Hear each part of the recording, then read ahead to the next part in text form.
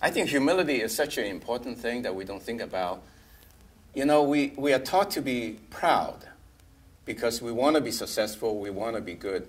But don't sort of let that kind of in a subtle way, shift it into arrogance. Because if you're arrogant, people will tear you down.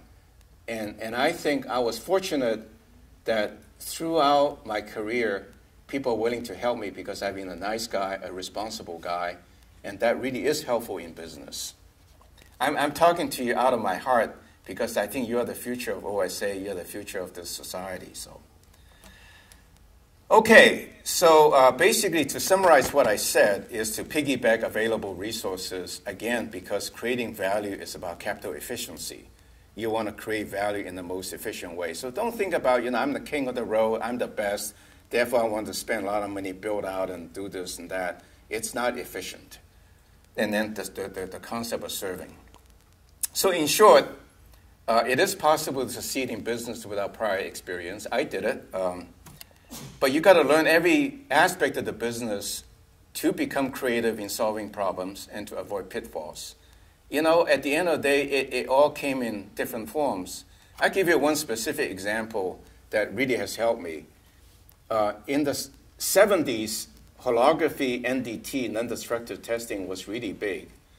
And the idea was like you can test tires, because you take an interferometry picture, you see the most minute defects inside a tire, the plies. Wow, what wonderful, technology. It never sold. It never sold. And the reason was actually very simple. And the reason is that if you ever get into a car accident or airplane accident, even though that little minute flaw didn't cause it, they have something to, in a court, they have something to point to, say, you sold a defective product. So the tire company actually, they will never tell you the truth. They say, well, it's too costly, it's too time consuming. But the reality is the liability issue. Well, I mean, the other ones are the reasons too, but not the real reason. And so holographic tire testing is now implemented for all aircraft retreads. Aircraft tires are very expensive, and they retread them, many, many times.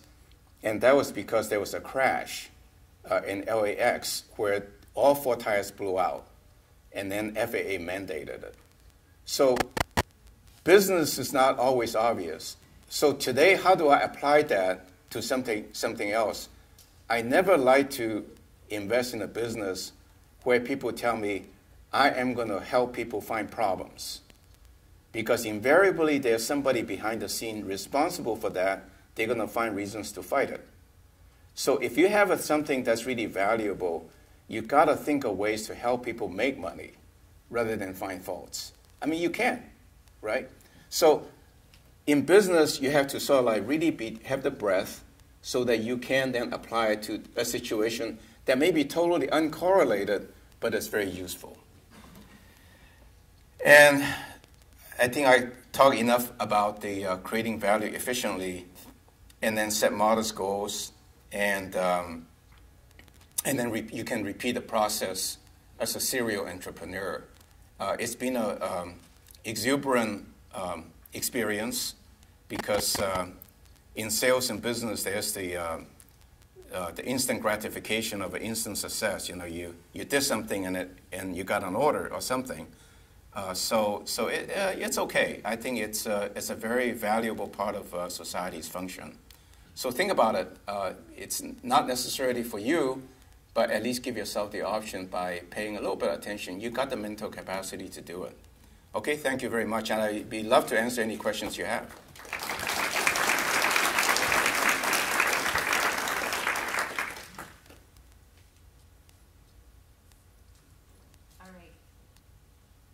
All right. Sorry. Any questions? All right, we have one over here. And this is actually, you guys, I want you to meet one of our bloggers, one of our FIO bloggers. So.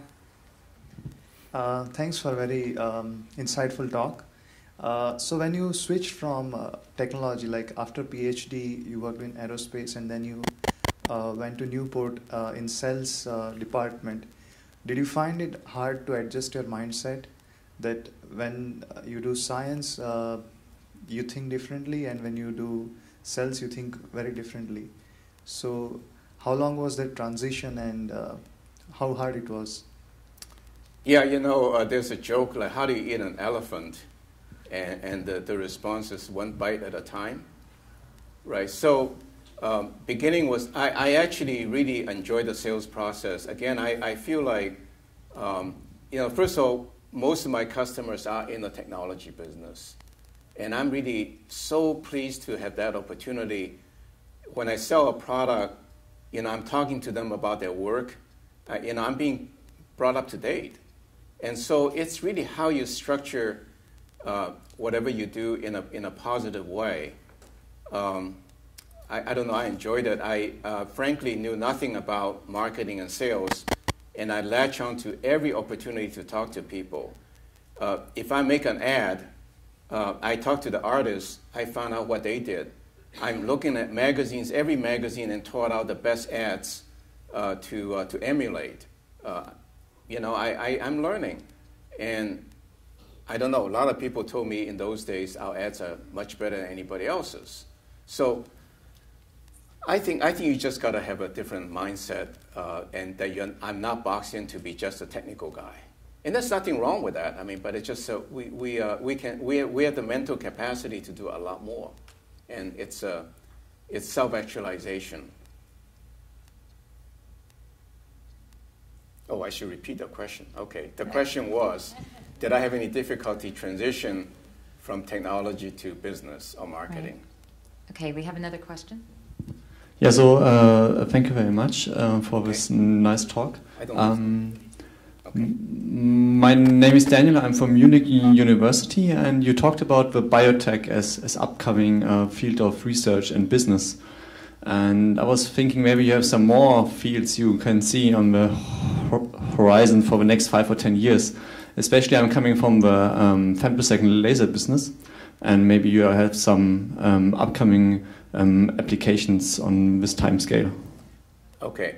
So I understand you can hear the question, so I'm not going to repeat it. No, I was told that. There are two parts to your question, in the sense of what kind of business do you want to start?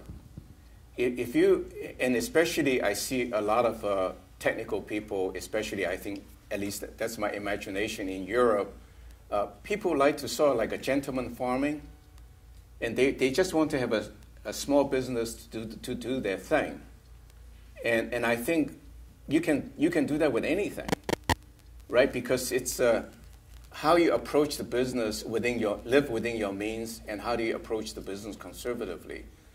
On the other hand, if you want to start a business that become a $100 million company, then you got to be much more selective and ask the question you just asked. So depending on what you wanted to do. So let's say I want to have my cake and eat it too. I'm a femtosecond guy, a femtosecond laser guy, and I want to build a great big business someday. You know what I would do? My first objective is to build the best damnedest femtosecond laser anybody else can, that's customer oriented, that's easy to use, and it's perform the stuff people need. So that become my baseline success. After that, I want to take an attitude. If you think back, Newport and New Focus, I guess you guys are too young. We're so always all over customers trying to be helpful, right? So if you do that with the femtosecond laser, especially that's a complicated thing, people appreciate that, people not in the field. And now you can start to get into applications. For example, if you then choose biotech, you can become the king of the hill in femtosecond laser applied to biotech sensors. So it's that kind of approach, and you can become a very big company, but it's not like tomorrow. It may be 20 years from today, but when you wake up one day, wow, you're a huge success. Got it? Oh, we have another.